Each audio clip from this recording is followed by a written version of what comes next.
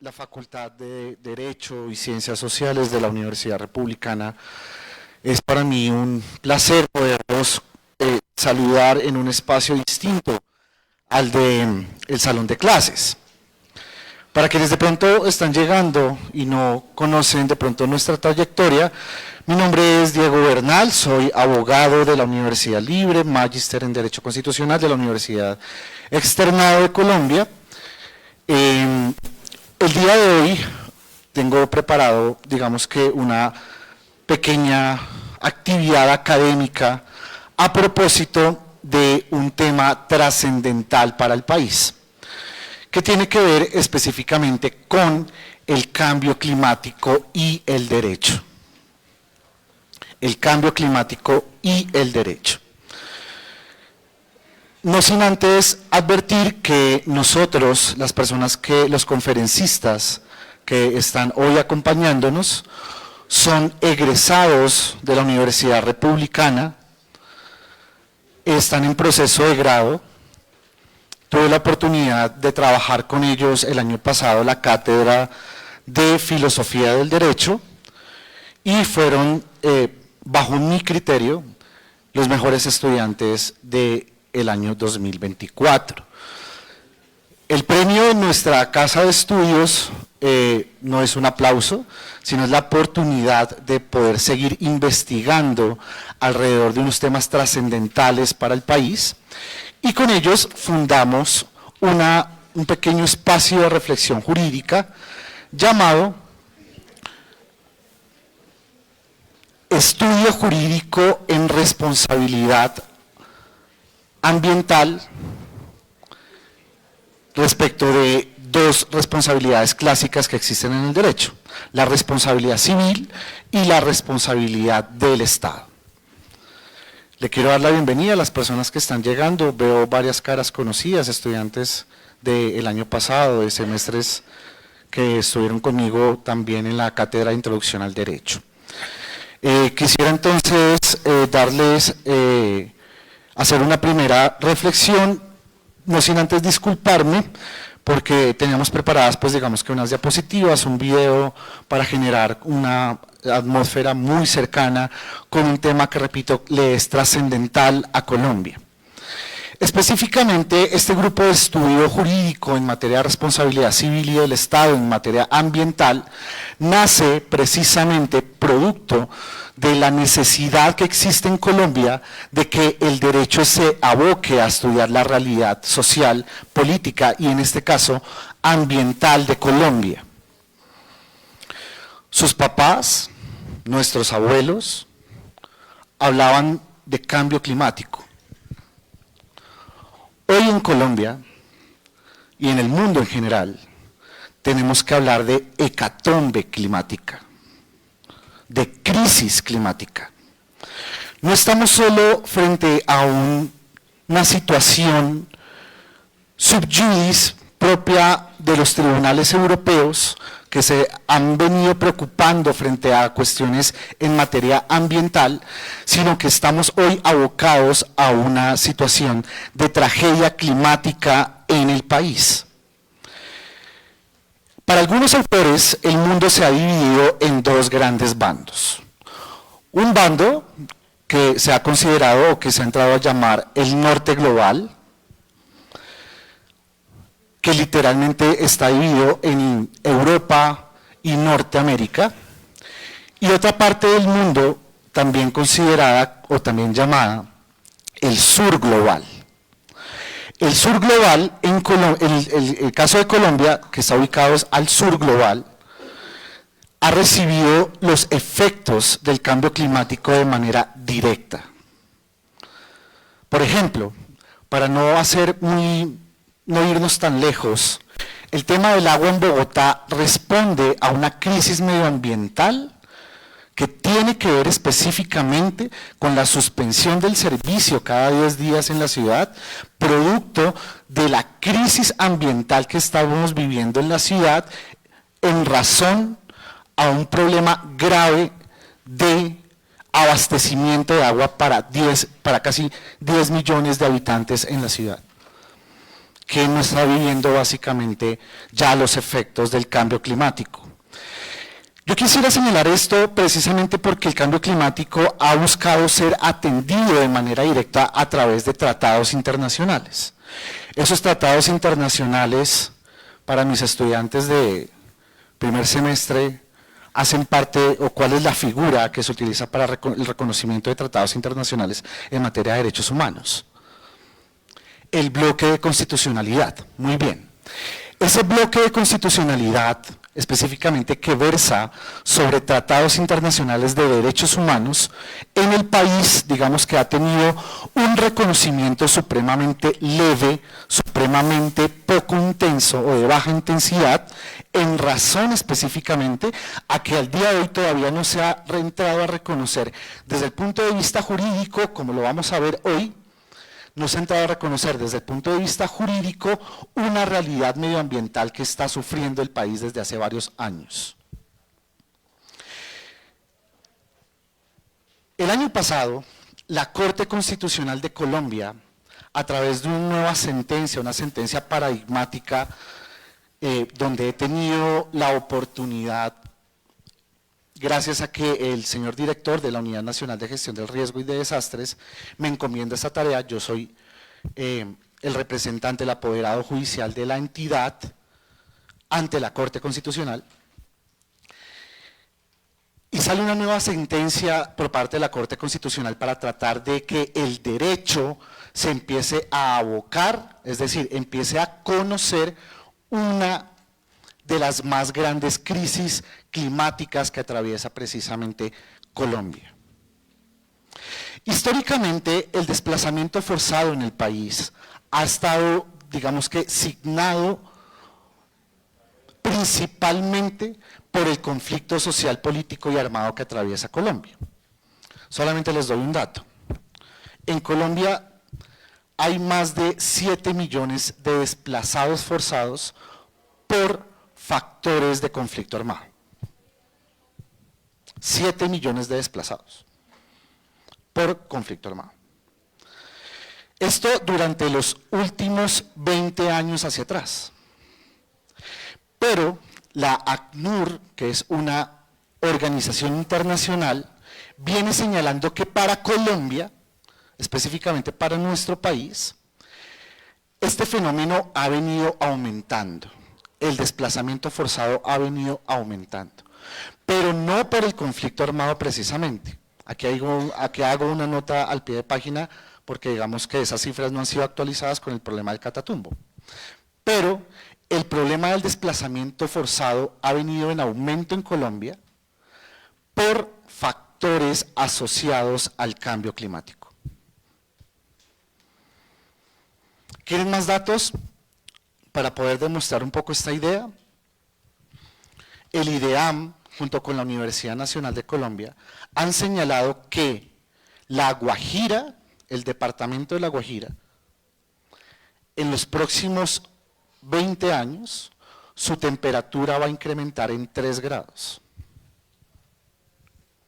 Eso va a convertir a La Guajira literalmente en el Sahara, en un Sahara latinoamericano. Es decir, en un desierto. Las temporadas de lluvias en las zonas, en los departamentos como el Chocó y el Pacífico colombiano en general, es decir, el Chocó y parte de Nariño, se van a empezar a incrementar durante el paso de los años. Solamente para no ir tan lejos, en Bogotá, en el año 2024, fue catalogado el año con menos lluvias de la historia de Bogotá durante los últimos 200 años. En Bogotá, no sé si alguien lo recuerda, pero el año pasado prácticamente no llovió. Unos días en diciembre. El día que a Bogotá le toque buscar el agua por fuera de los embalses tradicionales que tenemos en la ciudad, literalmente va a pasar que estas casi 10 millones de personas que habitamos la ciudad tengamos que irnos de acá. Ese fenómeno de movilidad humana,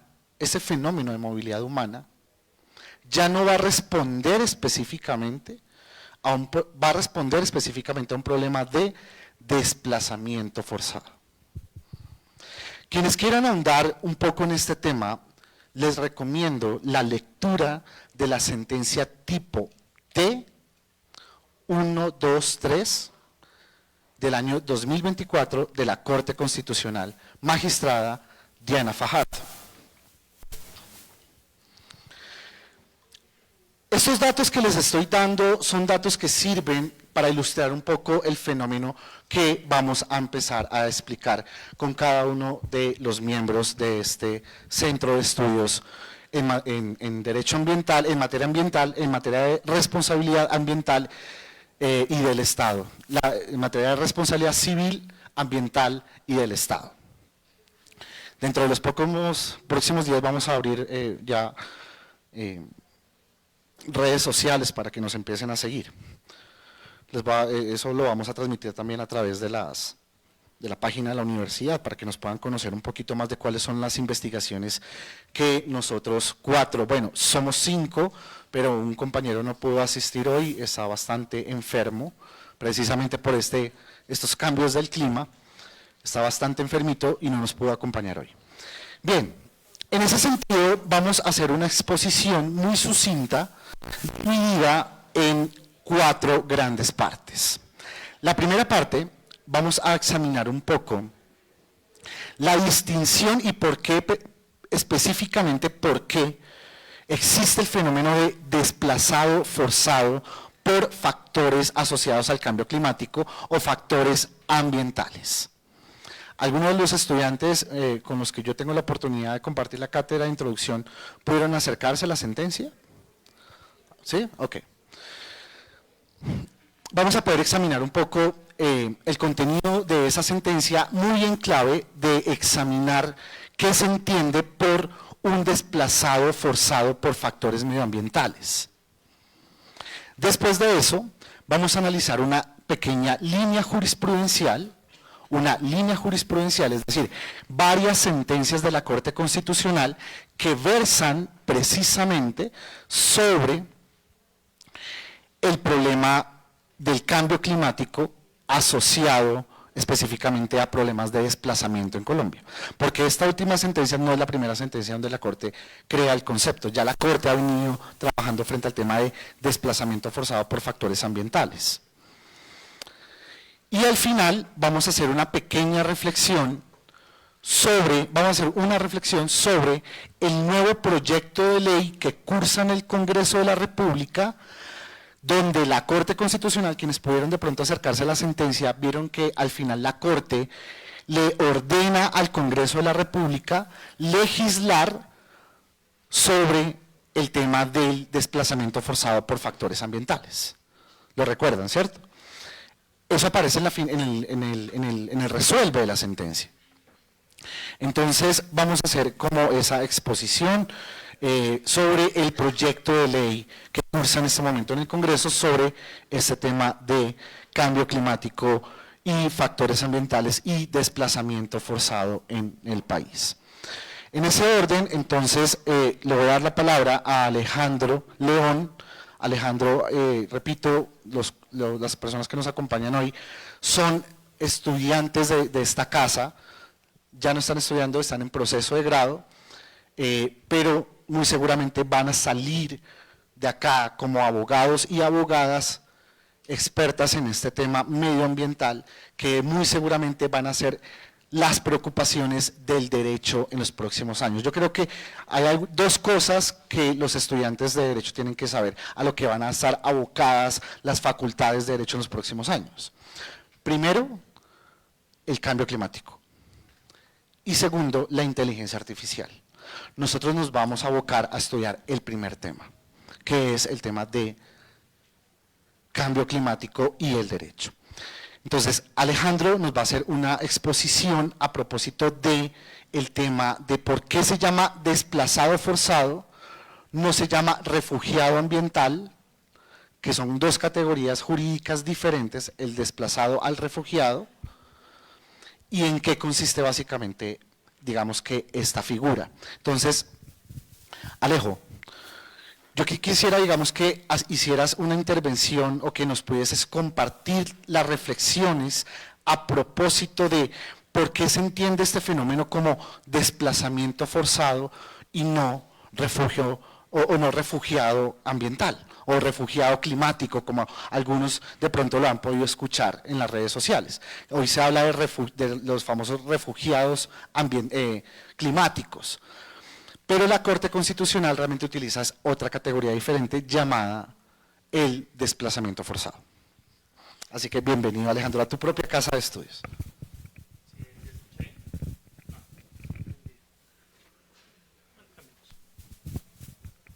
Ahora sí. Bueno, buenas noches para todos. ¿Cómo están? ¿Cómo se encuentran? ¿Bien? Listo. Bueno, como ya lo mencionaba el doctor Diego, yo les voy a explicar un poco el porqué de este término de desplazado forzado por factores medioambientales. Puesto que anteriormente, antes de que esta sentencia viera la luz, si bien la Corte Constitucional tuvo algunos momentos, algunos debates en donde necesitaba determinar precisamente cómo van a dirigirse a estas personas, a estas víctimas, por factores medioambientales, puesto que anteriormente se hablaba de migrantes, se hablaba de desplazados, se hablaba de refugiados climáticos, también por ahí algunas referencias tenían de ese tipo. Entonces, a mí me gustaría primero hacer un breve resumen y una breve explicación también sobre qué diferencias tienen estos conceptos. Entonces, ¿qué entendemos por desplazado? ¿Alguno tiene alguna idea sencilla que nos quiera compartir? Tu compañera. ¿Entiendes por la desplazado?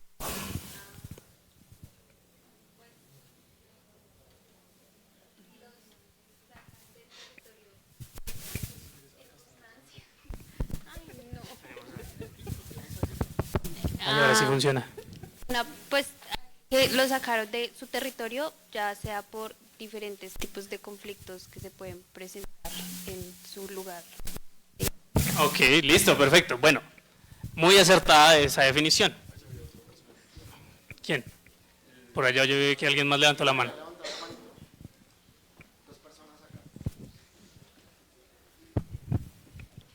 Pues yo creo que es como una persona que tuvo que salir de su sitio de confort por diferentes situaciones, no sé, ambientales, por la fuerza y así. Listo, perfecto. Gracias. ¿Quién más? Buenas noches. Desplazarse en contra de su voluntad de su vivienda por diferentes factores ambientales o de violencia. Perfecto. Muchísimas gracias. Bueno, los tres, gracias por participar. Y sí, están bastante acertados con la definición. Lo que ha pasado es que también en nuestro contexto colombiano se le ha denominado al desplazado por factores de violencia, principalmente. Casi hasta este momento es que se empieza a determinar el factor de desplazarse por factores medioambientales. Siempre ha tenido que verse, digámoslo así, en juego tres factores para que una persona sea considerada desplazada, por lo menos en nuestro territorio nacional. Uno, que no cruce fronteras, perdón. O sea que su desplazamiento normalmente va a ser dentro del territorio. Segundo, un factor de voluntad, que fue el que el compañero mencionó, el último, que es en contra de su voluntad. Y tercero, por lo general, viene a ser algo violento. O sea, un tercero, una persona principalmente ejerce una fuerza sobre ese grupo o personas para que se desplace de ese lugar donde normalmente reside o realiza su proyecto de vida. Ese sería el desplazado muy brevemente. Ahora, migrantes. Aquí hay un factor pues, totalmente contrario. El migrante lo hace no en contra de su voluntad, sino que decide hacerlo. No hay un tercero. Normalmente es la decisión propia de esa persona. y esta persona sí cruza fronteras normalmente, generalmente, cruza fronteras, o sea que se mueve de otro territorio, de otro país, ¿cierto? Entonces, ¿por qué normalmente estas personas hacen este tipo de movilizaciones, de desplazamientos? Por lo general, buscando nuevas oportunidades o porque se le presentó una nueva oportunidad para desarrollar su plan de vida. ¿Listo? Ahí hay una diferencia bastante grande. Ahora bien, hablemos de los refugiados. ¿Qué diferencia habrá entre un refugiado y un desplazado? El concepto de refugiado nace comúnmente en un ambiente posguerra, hablamos de 1949, en las conferencias que se dieron en Ginebra. Este estatus, este término, nace principalmente para clasificar a las personas que tienen que hacer un desplazamiento, principalmente cruzando fronteras, porque en ese lugar donde reside ya no se le brindan las garantías, es un perseguido político principalmente, entonces atentan también contra su integridad y la de sus seres queridos. Entonces, hay una pérdida de derechos en ese sentido, entonces esta persona necesita cruzar esas fronteras y adquirir unos nuevos derechos para consigo o para con sus seres queridos. Ese sería básicamente el término de refugiado. Ahora bien, refugiado climático. Este es un término que ha nacido principalmente en los medios de comunicación. Entonces su base, sin querer desmeritar la profesión de los periodistas, pues no es del todo científica. Es una forma en la que estos medios han referido a las personas que han tenido que desplazarse en contra de su voluntad, pero principalmente no porque un tercero, una persona o un grupo de personas ejerzan una fuerza sobre él, sino por algún hecho de la naturaleza. Bien, entonces, la Corte dice en esta sentencia que el profesor Diego mencionaba, la 123 del año pasado, del año 2024, ya hemos venido tratando de determinar a estas personas. Necesitamos darles un estatus, así también como lo hicieron en su momento con los refugiados políticos en Ginebra en 1949. Necesitamos determinarlos. ¿Por qué? Porque si bien no hay un marco normativo claro, no hay un horizonte a donde seguir, a donde apuntar cuando se presentan estos tipos de factores. Normalmente cuando se presentan estos hechos y las personas, las víctimas necesitan accionar, el aparato judicial no tienen la certeza de qué herramientas pueden utilizar. Y la Corte normalmente cuando llegan, por lo general por acciones de tutela, al no haber un marco normativo claro, tiene que echar mano de la legislación, la normativa internacional, perdón. ¿Qué pasa? Al no tener algo tan claro y tener que siempre recurrir a estos mecanismos, a estos pronunciamientos internacionales, caemos en unos procesos más lentos, más demorados. Normalmente estas personas, estas víctimas necesitan una reparación lo más rápida posible, puesto que la gran mayoría pierden su hogar, no tienen en dónde poder residir, en dónde poder estar tranquilamente, pues tranquilos por un buen tiempo. Y si a esto le sumamos esa lentitud, pues díganme cuándo los vamos a reparar. ¿Cuánto tiempo tendría que pasar? Entonces es en este momento en que la Corte por fin toma cartas en el asunto así contundentemente y dice, bueno, vamos a darles la categoría entonces de desplazados por factores medioambientales. Entonces, si analizamos bien ese término, desplazados cuadra dentro de pues lo que les acabo de mencionar. cuadra entre que tienen que moverse en contra de su voluntad por un tercero, en este caso algún hecho de la naturaleza, y normalmente no cruzan fronteras. Puede que algunos lo hagan, pero el común denominador es que se mantienen en el mismo territorio. Pero dice la Corte en este momento como, bueno, factores medioambientales, pero ¿cuáles serán esos factores medioambientales a tener en cuenta? ¿Todo hecho de la naturaleza? Como complicado, ¿no? O sea, llegar solamente a esa definición, todo hecho de la naturaleza, pero es en este momento en donde ellos dicen, y nosotros también en nuestra investigación, hay que llegar a cerrar el espectro, tratar de definir lo más conciso posible qué van a ser esos factores medioambientales. ¿Para qué? En dado caso de que alguna de las características que ellos llegan a mencionar ahí se cumple, esa persona automáticamente será tomada como desplazado, forzado por cuestiones medioambientales. Entonces, en las investigaciones ellos empiezan a buscar cuáles son esos hechos de la naturaleza que normalmente hacen que las personas se muevan. Inundaciones, principalmente, terremotos,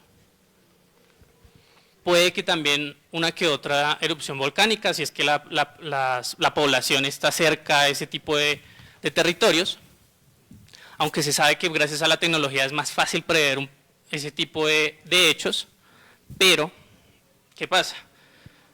Normalmente, esos hechos que les acabo de mencionar se catalogan como hechos de ejecución instantánea, son difíciles de prever. O sea, en cualquier momento podría acá, por ejemplo, Dios no quiera, toquen madera, que suceda un terremoto. Y eso solamente se puede prever unos cuantos minutos antes de que suceda.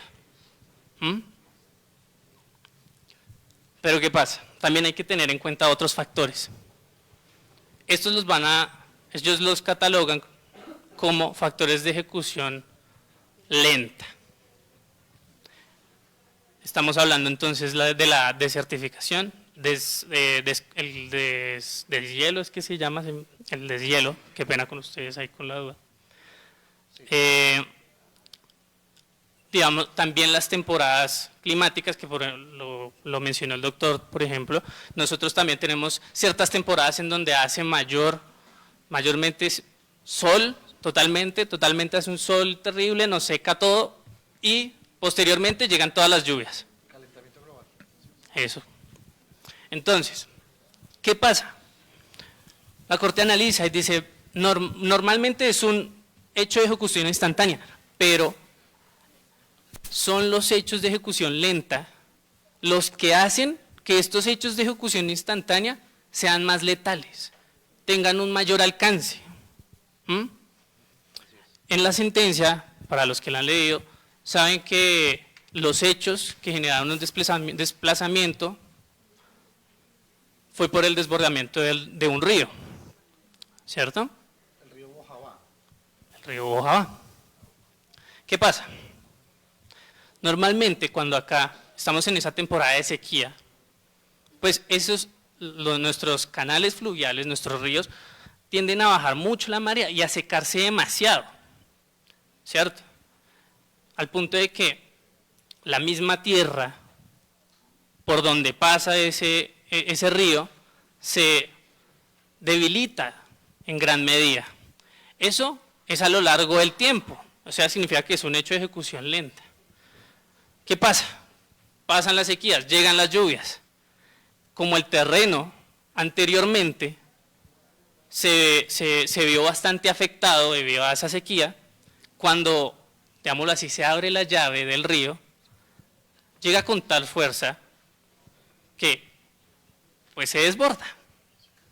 ¿Qué pasa? Uno diría, bueno, normal que hayan las temporadas en donde haya más sol y otras más sequía. ¿Qué pasa? Como es de ejecución lenta, las condiciones de ese lugar, de ese río, de ese medio ambiente, se vuelven más complejas, se debilitan. Y cuando llega otro fenómeno, puede que sea de ejecución lenta o uno de ejecución instantánea, es que pasa todo este caos. Entonces, explicado esto, la Corte dice, bueno, no todos los hechos de la naturaleza se tendrán en cuenta para que se les dé el estatus a las personas, ¿sí?, que tengan que hacer un desplazamiento, porque entonces, por ejemplo, es un ejemplo absurdo, pero tiene que hacer esta distinción para que, digamos, no llegue a pasar esto. Ahorita nosotros nos estamos dando cuenta que acá está lloviendo bastante, ¿no? Si, digamos, en este momento estuviera lloviendo acá y el auditorio se empezó a llenar de estudiantes o de otras personas, no importa, se entendería que esas personas están aquí por, no sé, esperando a que pase la lluvia. ¿Podríamos decir que son refugiados climáticos? No, ¿cierto? Sería absurdo. Por eso la Corte necesita ser más enfática y se da cuenta que entonces hay que tomar cartas en el asunto con respecto a los fenómenos de ejecución lenta. Precisamente para que los fenómenos de ejecución instantánea no peguen tan duro, no sean tan agresivos con la población. Pero si se combinan estos dos factores, y se puede llegar a demostrar con estudios científicos, se puede tener una mejor reacción, se puede llegar a avisar mejor a las poblaciones. Que es en este caso, por ejemplo, de la sentencia, en donde no se tuvieron en cuenta muchas de las, en el momento en que se podía ver que ese río iba a desbordarse, se podía prever desde mucho antes y no se tomaron las cartas, no se tomaron cartas en el asunto de forma temprana. Entonces la Corte, ya con esto, dice, bueno, tenemos que tener un mejor análisis sobre estos fenómenos de ejecución lenta para cuando comience este instantáneo, nosotros ya hayamos hecho una evaluación previa y podamos informar mejor a la población. ¿Listo? Entonces, ahora sí tiene un poco más de sentido ese título, digámoslo así, ese estatus de desplazamiento forzado por cuestiones medioambientales. No todas las personas que tengan que hacer un desplazamiento por cualquier fenómeno de la naturaleza será entendido como desplazado por cuestiones medioambientales. Tendrá que analizarse precisamente cuáles fueron esos dos factores que se unieron y llegaron hasta ese hecho. ¿Listo? Ahora, vamos a continuar para tener un poco más de claridad sobre la sentencia y cómo se ha expresado la Corte con respecto a estos hechos. Y les vamos a comentar sobre este análisis jurisprudencial. Principalmente son 3 sentencias, ¿cierto, compañero? Listo. Entonces, para que haya un mejor contexto de cómo se ha tratado este tema en la Corte Constitucional. Muchas gracias. Buenas noches para todos. Yo pues sé que era a manera de conversatorio, pero definitivamente no puedo hablar como detrás de ese escritorio. Siento que sería algo muy lejano y la idea no es solo que conversemos entre nosotros, sino que quizás ustedes también se hagan partes de esto porque es algo que nos afecta a todos. Las 3 sentencias que les traigo, la primera es la sentencia tipo T 369 del 2021, magistrado ponente, no me acuerdo del nombre, que me disculpe el doctor, pero sé los apellidos, Reyes Cuarta. Aquí es muy rápido, les comento los hechos. Hubo un megaproyecto conocido como Hidroituango, lo conocemos a nivel nacional. Este megaproyecto falló. La falla de este megaproyecto fue en una vía que causaba la obstrucción del río Cauca, y a lo que esta falla se desborda el río Cauca, obligando a las personas que vivían en la ribera del río, y ahí aparte de todo tenían sus proyectos productivos, es decir, pesca, barequeo y etcétera, como la agricultura o la ganadería, a salir de ese lugar. Entonces, lo primero que podemos identificar de esta sentencia, y eso va a ser muy importante más adelante, es que fue por un factor humano, que el desplazamiento forzado por factores ambientales también atiende a lo que causan los humanos, a lo que causamos nosotros como las personas cuando fallamos en hacer una labor. La siguiente sentencia es la sentencia tipo T 246 del 2023, que es un evento también conocido a nivel nacional, la avalancha que hubo en Mocoa en el año 2017. Esta avalancha, me permitiré leer porque no quiero ser grosero con la comunidad indígena a la que afectó, Inga Musurrunacuna. Esta avalancha afectó a 256 personas en el departamento del Putumayo, pero puntualmente afectó a 26 familias indígenas de esta etnia, que solo les fueron reconocidos apoyos y ayudas a 13 de ellas, lo que ya nos da una clara alerta de que fue un trato diferenciado que no tenía lugar. Y por último es la sentencia tipo T 123 del 2024, que pues es el centro de nuestra ponencia, y esta es el desbordamiento del río Bojabá, que aparte de todo tiene una característica puntual, y es que no se reconoce únicamente a los accionantes como los afectados, sino que se reconoce a la comunidad campesina que estaba aledaña al río Bojabá, como también personas que fueron afectadas por la catástrofe climática en ese momento.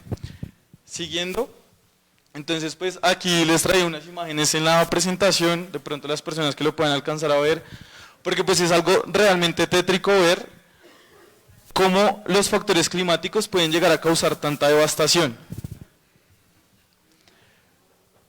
En las particularidades que tiene cada una de las sentencias encontramos varios temas, como les decía, la primera, la 369, perdón, tiene que, como es un megaproyecto, el megaproyecto atiende al interés general. Sin embargo, el interés general, ha reiterado la Corte, no puede menoscabar el derecho de las comunidades, aún más cuando son sujetos de especial protección, toda vez que en este caso la comunidad afectada era una comunidad campesina, que nosotros yo creo que no nos llegamos a imaginar el arraigo que tienen los campesinos, los raizales, los afros y los indígenas con su tierra, porque es algo que permite su identidad cultural, que permite que ellos desarrollen sus proyectos productivos, que permiten que ellos desarrollen su forma y su cosmovisión, su forma de ver el mundo, sus propias formas de gobierno. La siguiente sentencia tiene un enfoque diferencial, también, que es la sentencia que trata de la comunidad Inga Musurrunacuna, y esta pues habla de un enfoque étnico, toda vez que los pueblos indígenas tienen una cosmovisión diferente a la nuestra, y es deber del Estado prever que ellos no van a estar de acuerdo con las soluciones que nosotros nos planteamos a buenas y primeras, y por eso le dotan una cantidad de elementos de participación directa, como podría ser en este caso la consulta previa, que aquí se analiza cómo se menoscabó la consulta previa de la comunidad indígena que ya les mencioné. Y por último, en cuanto a la sentencia T123, nos trae todo el desarrollo de los mecanismos internacionales, para mencionarles así algunos muy rápidos, que quizás son transversales a todas las sentencias, son los principios DENC, los principios rectores para las personas que han sido desplazadas de manera forzada. Una cosa, Andrés, que vale la pena mencionar acá frente al tema de la sentencia tipo T123. La Corte tiene que echar mano de normas internacionales porque en Colombia no existió ni existe hasta el momento normatividad aplicable frente al tema del cambio climático en el país. Llámese la atención a este tema, ¿ok? Porque la Corte le toca apelar a criterios de derecho internacional, porque en Colombia no existe una normatividad interna que regule el desplazamiento forzado por factores ambientales. No existe. Entonces le toca a la Corte suplirlo por vía de la remisión del 93 constitucional, bloque de constitucionalidad. En ese mismo sentido, también vale la pena resaltar que en la sentencia 246 Ya había habido un exhorto directo al Congreso y seguíamos en una omisión legislativa. Tuvieron que seguir pasando diferentes catástrofes hasta llegar al punto en el que tuvimos que referirnos a los instrumentos internacionales. Y aún más, a un instrumento internacional que no está reconocido directamente en el bloque constitucional en sentido estricto, sino que está reconocido en sentido lato. Quizás una cuña como para hacer la diferenciación, el sentido lato son el reconocimiento que se le da a las normas internacionales, pero que no tienen la misma equivalencia que la Constitución, que si uno ve el sentido estricto, si se eleva al bloque de constitucionalidad al mismo nivel que la Constitución. En sentido lato es más bien como una interpretación y un apoyo en la creación de normas de jerarquía orgánica. Continuando, entonces aquí podemos ver una evolución del concepto hasta poder llegar a lo que sería el desplazamiento forzado por factores ambientales. En la primera sentencia, la 369, hablamos de desalojos forzosos, que es lo que acuña un estudio de represas mundiales y dice que en las áreas de influencia de los megaproyectos, las áreas de influencia son aquellas comunidades que se pueden llegar a ver afectadas en caso de que surja alguna urgencia o alguna calamidad producto de ese megaproyecto, se generan desalojos forzados. Y me voy a permitir leer para que el concepto quede claro: el hecho de hacer salir a personas, familias o comunidades de los hogares o de las tierras que ocupan en forma permanente, provisional, sin ofrecerle medidas apropiadas de protección legal o de otra índole, ni permitirles su acceso a ellos. Aquí podemos ver cómo se va relacionando ya un poco lo que vendría siendo el desplazamiento forzado por factores ambientales. Sin embargo, se deja atrás lo que mencionaban ya mis compañeros, que son los factores de degradación lenta o todas las afectaciones que no notamos directamente, sino que se van produciendo paulatinamente en el tiempo y que cuando ya notamos que pasan, no tenemos una suficiente institucionalidad capaz de reaccionar. En este mismo sentido, ya la sentencia T246 del 2023, como les mencionaba, le exhortaba al Congreso a legislar sobre el concepto de desplazamiento forzado causado por desastres y calamidades públicas. Pero el desastre y las calamidades públicas en esta sentencia y en este entendido dejaban atrás lo que ya se había recopilado en la sentencia 369, que era cuando estas calamidades públicas y estas catástrofes naturales eran provocadas por los hombres. Y pues es que nosotros hemos sido, o quizás algunas de las concesiones privadas han sido causantes de no tener un enfoque de derechos humanos en sus proyectos, como las represas o como las demás construcciones que se consideran megaproyectos, y solo buscan, digamos, ese lucro económico y no tienen en cuenta cómo va a afectar eso a las comunidades y a las personas que viven ahí. Y por último, entonces la sentencia T123 del 2024 ya trae una definición completa del concepto de qué es el desplazamiento forzado por factores ambientales. Le añade una multicausalidad, analiza el factor de forzado, analiza también la temporalidad y por último enfatiza y acuña que esto afecta a las personas más vulnerables. A las personas más vulnerables entendidas como aquellos campesinos que no tienen para dónde salir cuando se le inunda su predio, aquellas comunidades indígenas que entonces duran en un sitio, digamos, no digno, como puede ser lo que pasó en el Parque Nacional, que si bien no fue por factores ambientales, es a lo que se enfrentan las comunidades indígenas constantemente cuando son sacadas de su territorio. Y ya por último, recalca que la multicausalidad podría tanto tratar lo que ahora habíamos recogido en la primera sentencia, que era cuando se afectaba el ambiente por los humanos, y ya también las catástrofes y los desastres naturales que son producidas producto de los factores de degradación lenta o estos desastres que no habíamos podido prever.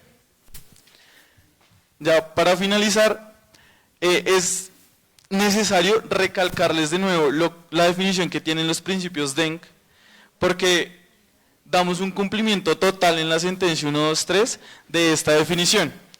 personas o grupos de personas que se han visto forzados o obligados a escapar o huir de su hogar o de su lugar de residencia habitual, en particular como resultado para evitar los efectos del conflicto armado, de situaciones de violencia generalizada, de violaciones de derechos humanos o de catástrofes naturales o provocadas por el ser humano, y que no han cruzado una frontera. Entonces vemos cómo el concepto de desplazamiento forzado por factores ambientales cumple por completo con estos presupuestos internacionales, lo que aparte tiene una estructura gigante a través de otros principios que eran los mecanismos internacionales que ya no les alcancé a mencionar, pero son demás como los principios Pinheiro, el protocolo de Kioto, el protocolo de Sendai, que todos buscan la adaptabilidad de los países y de los estados en estrategias concretas para el cambio climático y para las comunidades en general que se pueden llegar a ver más afectadas, como los sujetos de especial protección, raizales, afros, campesinos, indígenas. Y finalmente podemos decir que las conclusiones de la sentencia 123 son la creación de un sistema de registro. Bueno, para hablar del sistema de registro tendría que mencionarles primero que en la sentencia 123 lo que buscan los accionantes es que se les aplique el mismo presupuesto normativo que se le aplican a los desplazados forzados por conflicto armado, en el marco de la ley 1448 o la ley que es ley conocida, la ley de víctimas. Entonces ellos buscan que se les coloque en el registro y que a través de ese registro se le garanticen todos estos, se le den todas estas garantías que tienen las personas que son desplazadas forzadas por el cambio climático y que aparte de todo tienen una institucionalidad robusta a su disposición. Entonces la sentencia 123 traslada en ese mismo sentido el registro único, que no sería un registro único de víctimas, un registro único de desplazados forzados por conflicto armado, sino un registro único para las personas que han sido desplazadas por factores ambientales. Y establece que tienen que tener un enfoque de derechos humanos, recalca el efecto intercomunis, que es para las personas que se encuentran en mismas situaciones de hecho y en mismas situaciones de derecho, en el entendido que las comunidades campesinas, que las comunidades indígenas, no son en general sujetos que puedan tener una cosmovisión en solitario, sino que atienden a un reconocimiento colectivo, a una identidad colectiva a través de la comunidad. Y ya, para finalizar, pues podemos decir que la sentencia 123 da cumplimiento y recoge todos los pronunciamientos que se habían venido dando desde el año 2011, que se crea la Unidad Nacional de Gestión del Riesgo, y entonces aquí sería ya como mencionarlo, el Sistema Nacional de Gestión del Riesgo, y ese Sistema Nacional de Gestión del Riesgo atiende a entes territoriales, y los entes territoriales serían los encargados y los competentes para llevar a cabo lo que propone la sentencia 123. Ya finalmente tenemos que han cursado diferentes proyectos de ley, sin embargo ya mi compañera les va a decir cuáles son las particularidades de estos proyectos de ley y nuestra postura frente a los mismos. Muchas gracias.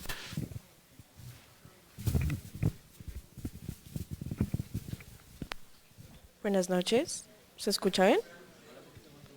Buenas noches, bueno, es un gusto para mí estar aquí en esta noche frente a ustedes. Como ya lo dijo mi compañero, yo les voy a presentar un esquema sobre los proyectos de ley que se han presentado frente a esta problemática.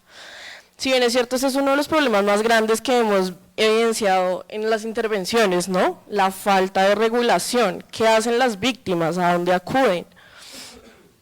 El primer proyecto de ley llega al Congreso de la República en el año 2022. Es el proyecto de ley 287 del año 2022. Desafortunadamente es un proyecto que se archiva. Para explicarles esto voy a hablar un poco del funcionamiento. El Congreso de la República se divide en dos cámaras, que es Senado y Cámara de Representantes. Para que un proyecto de ley llegue a ser ley de la República, debe surtir 2 debates en Senado, 2 debates en Cámara de Representantes, pasa a sanción presidencial y se convierte en ley de la República. Este proyecto de ley surtió 2 debates en Cámara, aprobados, pasa a Senado, donde surte un tercer debate que también es aprobado, pero se termina la legislatura dura 1 año, en ese año se surten 2 periodos legislativos, eso también es necesario tenerlo presente. Se acaba la legislatura, se acaba el término, digámoslo así, y el proyecto se archiva. El artículo 190 de la Ley Quinta de 1992, la Ley Quinta es aquella que regula todo el funcionamiento, estructura y demás componentes del Congreso de la República. El artículo 190 lo que nos dice es que una ley ordinaria no podrá ser tramitada en más de 2 periodos legislativos, por eso este proyecto se archiva. Sin embargo, da la posibilidad de que exista un nuevo proyecto que se presente y continúe con las condiciones en que se encontraba el proyecto anterior. Es así que llega al Congreso de la República en el año 2024 el proyecto de ley 15 del año 2024.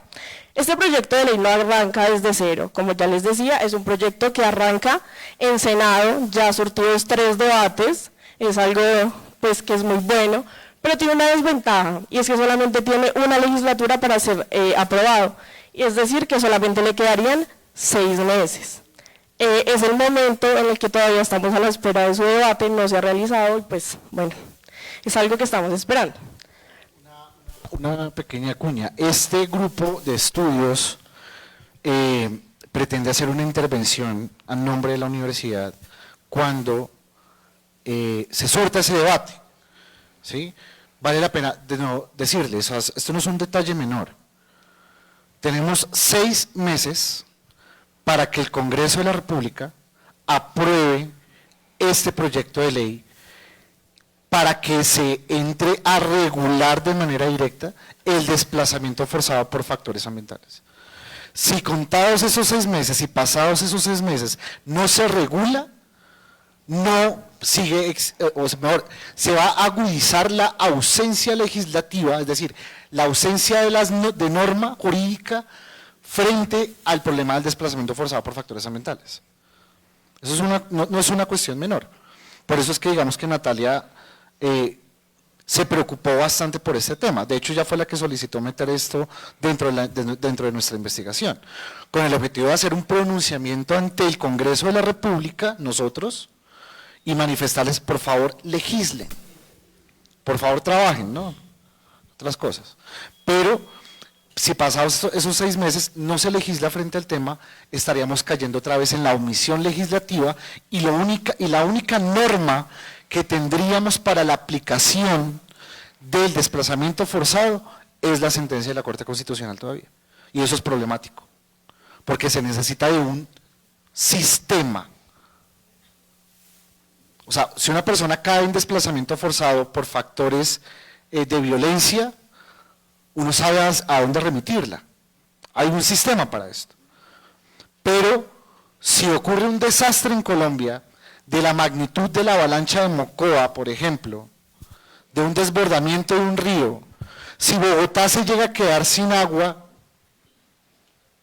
y la gente tiene que salir de la ciudad, no hay un sistema de atención para las personas que salen forzadamente porque no tienen cómo subsistir. Entonces, esto no es un tema menor del que está precisamente analizando acá la doctora Natalia. Correcto, eso es cierto. Incluso hay algo más grave aún, y es que no nos quedan 6 meses, nos queda el periodo desde hoy hasta el 20 de junio para que el proyecto se caiga. Esto es importante y es necesario tenerlo presente. Pero bueno, ¿en qué consiste este proyecto? Este proyecto reconoce 3 aspectos fundamentales de la sentencia T123 que ya la mencionaron. Y es la tarea de crear una ley que reconozca el desplazamiento forzado interno por causas asociadas al cambio climático y la degradación ambiental. Ahí les voy a hacer ahorita más adelante una especificación de por qué aquí le cambiaron el término. Si hemos hablado tanto de la conceptualización, acá ya lo cambiaron. Pero bueno. Segunda tarea, y es que crea el registro único de desplazamiento climático, que es a donde se van a registrar todas aquellas personas que han sido víctimas. Y una tercera tarea, que es la creación de una política pública para el desplazado forzado interno por causas asociadas al cambio climático, la degradación ambiental y los desastres naturales.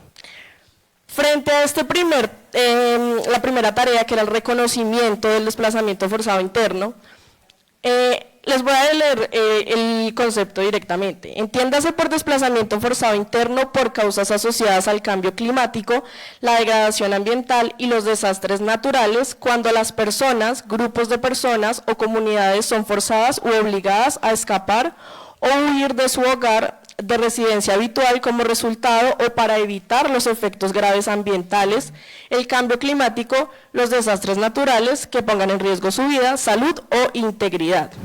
Hemos visto que la Corte Constitucional recoge un tema importante y es desplazamiento forzado interno por factores ambientales. Ese es un tema amplio, ¿no? O sea, no especifica cuáles factores ambientales pueden llegar a ser, cuáles sí, cuáles no, lo deja la puerta abierta, digámoslo así. El proyecto de ley no, el proyecto de ley especifica causas asociadas al cambio climático, degradación ambiental, desastres naturales, esos tres. Es un poco excluyente y puede llegar a preocuparnos porque ¿dónde quedarían entonces esas afectaciones que son generadas por el ser humano, como lo mencionaba mi compañero? Entonces eso es algo que pues, nos podemos llegar ahorita a conversar, a ver qué piensan ustedes sobre eso. Bueno, esto lo reconoce en el artículo 1, este es un proyecto de ley corto, tiene en realidad solamente 6 artículos, el primero, el que ya les mencioné, el artículo segundo tiene también una especificación sobre a quiénes se les aplica esta ley, y es que excluye todas aquellas actividades humanas que han sido, pues son legales y tienen permisos, licencias y demás, sin perjuicio de la responsabilidad ambiental que puedan derivarse de estas actividades, pero excluye las actividades humanas. Nuevamente les pregunto, ¿será que esta ley deberá excluir aquellas actividades humanas que dan lugar a desastres ambientales? O sea, ¿debería ser así o no? Bueno, eso es algo que podemos discutir más adelante. La segunda tarea, que era la creación del Registro Único de Desplazamiento Climático. El registro único contendrá especificaciones muy sencillas, en ella estarán las personas, comunidades o individuos que sean desplazados, forzados por cuestiones ambientales, bueno, como lo dice el proyecto de ley, cambio climático, degradación ambiental y desastres naturales. Contendrá también información relacionada con cuáles son los eventos que dieron lugar a ese desplazamiento. Este registro estará a cargo de la Unidad Nacional de Gestión del Riesgo. ¿Ya hablamos un poco acerca de la unidad? No. La Unidad de Gestión del Riesgo está regulada por la Ley 1523 del año 2022. Básicamente en Colombia es la entidad encargada de atender a todas estas calamidades que se derivan de desastres ambientales, riesgo y cómo minimizar la ocurrencia de estas situaciones de desastres.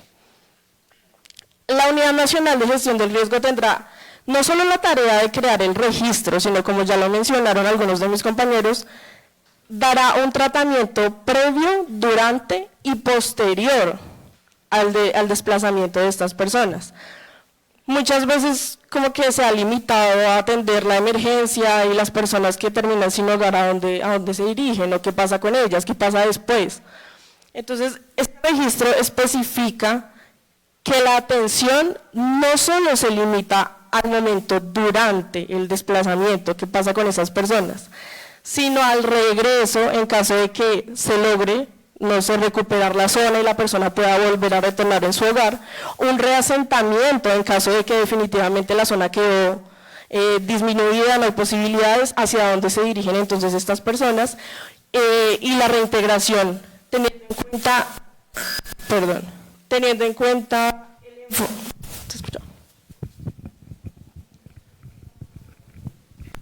¿sí? ¿Ya? Sí. Teniendo en cuenta dos factores importantes, el enfoque territorial y el enfoque diferencial. Enfoque territorial teniendo en cuenta que, pues ya también lo hemos mencionado bastante, las personas más afectadas por desplazamiento forzado por causas ambientales son personas de bajos recursos o en situación de vulnerabilidad, o campesinos, o indígenas, o bueno, todas esas personas que no tienen de pronto la facilidad de decir, no, yo me cambio de lugar y listo, ya realizo mi vida de una forma normal. un enfoque diferencial teniendo en cuenta también que cada comunidad tiene necesidades distintas y no le puedo dar la misma ayuda que le doy a una comunidad indígena a la misma ayuda que le doy a una persona mayor de edad. Hay que tener en cuenta las especificaciones de cada persona y en eso consiste el enfoque diferencial. Y la tercera tarea, que es la creación de una política pública que se encargue justamente de gestionar todos estos procedimientos previos, durante y posteriores al desplazamiento. Esta política pública también estará a cargo de la Unidad Nacional de Gestión del Riesgo, articulados también con otros departamentos del gobierno, como el Departamento Nacional de Planeación, el Ministerio de Ambiente. También habrá y será necesario, claro, la participación de comunidades que han sido afectadas para que ellas, pues con su vivencia, también participen en la creación de todas estas políticas públicas. Ya para finalizar, nuevamente hago el llamado a que estemos pendientes. El 25 de septiembre del año 2024 se aprueba este tercer debate en Senado de la República y hasta el momento no se tiene más información. ¿Qué pasa? En el Congreso de la República se tienen algunas formas para acceder a la información, que es por medio de la página principal y por medio de las gacetas del Congreso de la República. Por medio de las gacetas se conoce directamente cuál es el articulado que se pretende aprobar. Esas páginas siempre están caídas, esas páginas no funcionan. Yo creo que sí, si toca, la gente dijo que sí, es porque en realidad es así. Es difícil acceder a esa información. ¿Y qué quiere decir que sea difícil acceder a esa información? Que nosotros, que estamos haciendo una investigación académica, no podemos tomar partido y deberíamos poder hacerlo. Las comunidades científicas, los expertos, todas estas personas que deberían poner las manos sobre estos proyectos que van a cambiar las realidades de las personas, deberían poder acceder a esta información, y es una información que está completamente reducida, que por lo general no funciona, que las personas no saben ingresar también, que ese es un punto importante. No pueden acceder a la información y la página está caída, pues terrible. Entonces es como un llamado a que estemos pendientes de qué va a pasar con este proyecto. Estaremos nosotros muy pendientes haciendo todo lo posible porque la información circule y nosotros podamos saber qué sucede. ¿Listo? Muchas gracias. A manera ya de síntesis digamos que de nuestro conversatorio, yo quiero que quede en la atmósfera varias cosas. La primera es que, repito, sus abuelos, sus papás hablaban de cambio climático. A nosotros nos va a tocar hablar de crisis climática, de hecatombe climática. Para mis estudiantes de primer semestre y las personas que de pronto nos acompañan de otros semestres, saben bien qué es el realismo jurídico. El realismo jurídico es aquella escuela del derecho que establece que la realidad se puede volver la fuente misma del derecho. Esta sentencia, la tipo T123 del año 2024, es una muestra de eso. Es una muestra de que la realidad a veces supera los sistemas jurídicos contemporáneos. ¿Qué es lo que nos está diciendo la realidad en términos concretos aquí y ahora? Que si no se atiende el cambio climático en Colombia, los desastres naturales van a generar graves afectaciones a derechos humanos. Natalia generaba, digamos que una provocación en el debate bien interesante, y es que lamentablemente el factor ambiental todavía no incluye los grandes megaproyectos mineros, por ejemplo, que afectan ríos, comunidades enteras. Vamos a darnos la pela porque eso lo incluye, porque aquí también las multinacionales desplazan. Las multinacionales desplazan en Colombia. No por la vía armada, sino producto de la degradación ambiental de sus actividades. Entonces, aquí tiene que operar un principio del derecho ambiental que se llama el principio de la compensación, principio que hasta el momento no se ha tenido en cuenta en los grandes megaproyectos minero-energéticos del país. Y segundo, el principio de adaptación al cambio climático. Colombia va a pasos supremamente lentos en materia de adaptarnos al cambio climático. Si mañana pasa lo que pasó en Mocoa en el año 2017, si mañana llega a pasar graves inundaciones en diferentes sectores de la capital en Medellín, en Antioquia, no tenemos un sistema al día de hoy que entre a regular y a restablecer derechos de comunidades afectadas frente a ese tema. En últimas, el mundo está cambiando y con él debe cambiar el derecho. El mundo va en Ferrari y el derecho va en mula. Y esa es la reflexión que yo quiero que quede. Quiero agradecerles por estar, por insistir, pero sobre todo muchas gracias por existir. Gracias ante todo por habernos acompañado. Muchas gracias. Bueno. ¿Hay preguntas? 1, 2, 3, 4. Sí, está bien. 5. 1, ¿quién levantó la mano? Pues no sé, se pasa el micrófono.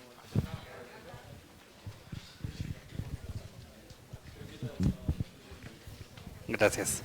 Buenas noches para todos. Gracias. Profesor, con respecto a lo que pasó en el Putumayo, eso fue entre el 31 de marzo y el 1 de abril a la 1 de la madrugada. Lo tengo presente porque casualmente me encontraba en la zona para la época. Esa situación, sí señor, esa situación, que lo tenga muy presente, en esa época el incremento de lluvias se había reportado sobre el 80% de lo que habitualmente se presentaba en la región. Mi pregunta es, si ya con los días anteriores, porque eso no fue porque pasó solamente ese día, sino que venía ya de días anteriores las lluvias, y que se evidenciaba que las entidades estaban con conocimiento de eso, pues evidencio yo que cómo se les puede capitalizar el tema de la falta de planificación, porque es que allá mismo ellos tenían la información y no planearon y no supieron cómo manejar ese tema. Ese sería. Completamente de acuerdo. Es que es bien curioso, porque Colombia es uno de los países pioneros en materia de gestión del riesgo, pero la gestión del riesgo le llegó sumamente tarde. Colombia se empieza a preocupar por crear una política de gestión del riesgo es hasta después de la avalancha de Mocoa. Antes no teníamos una política de gestión del riesgo propiamente. Entonces Colombia se empieza a preocupar es a partir de eso. Y la Corte Constitucional en el año, pasaron casi más de 10 años, perdón, 8 años para que la Corte Constitucional se pronunciara frente a un problema que la Corte ni siquiera el gobierno de la época se pronunció.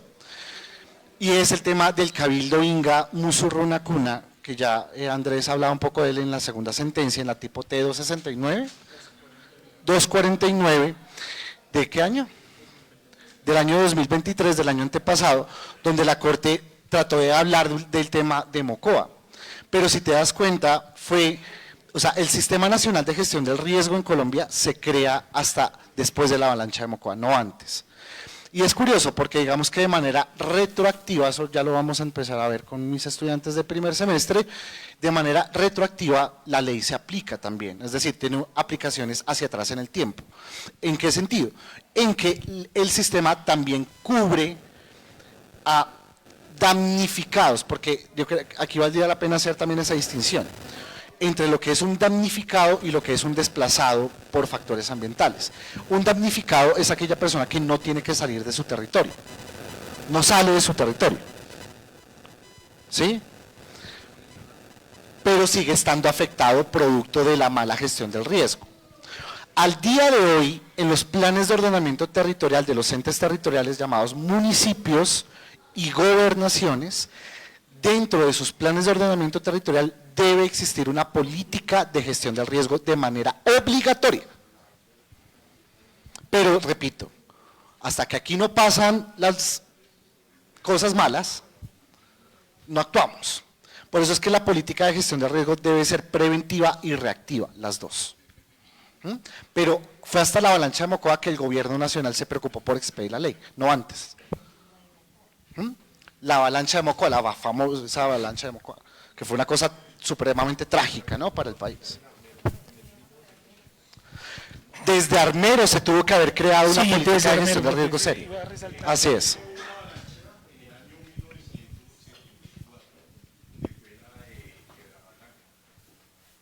No la conozco, pero ok. Sí, ¿y qué fue lo que pasó? Territorial, del docente territorial, claro, de hecho, o sea, Armero fue, tanto Armero como lo que usted nos está contando, literal fue así, o sea, falta de planificación estatal frente a temas de desastres naturales. Claro. ¿Y quiénes son los que más sufren los desastres naturales en Colombia? ¿Las personas ricas de este país? No, las personas más vulnerables, porque son las personas que les toca construir en las laderas. Yo solamente les pongo esto de ejemplo, y es, los cerros orientales de Bogotá son unos solos, ¿verdad? Ustedes ven los cerros orientales en todo Bogotá. Pero esos cerros orientales van desde Usaquén hasta Ciudad Bolívar. ¿Qué ocurre? La especulación inmobiliaria en materia de especulación del suelo, precisamente, ha derivado que la misma montaña en Usaquén se le gestione, se le mitigue el riesgo para que las grandes constructoras puedan meter ahí edificios. O sea, los Rosales, el Nogal, todo eso está construido literal sobre una montaña. Pero ¿a quién no se le gestiona el riesgo? Ciudad Bolívar, Usme, San Cristóbal, ¿cierto? Esas localidades no se les gestiona el riesgo, precisamente por criterios de dinero. Todo riesgo es mitigable. Lo de Armero, lo que su merced nos está contando de la avalancha de allá del Quindío, si mal no estoy. ¿De dónde? En Villavicencio. Lo que pasó en Mocoa era perfectamente previsible, pero el Estado no quiso hacer absolutamente nada.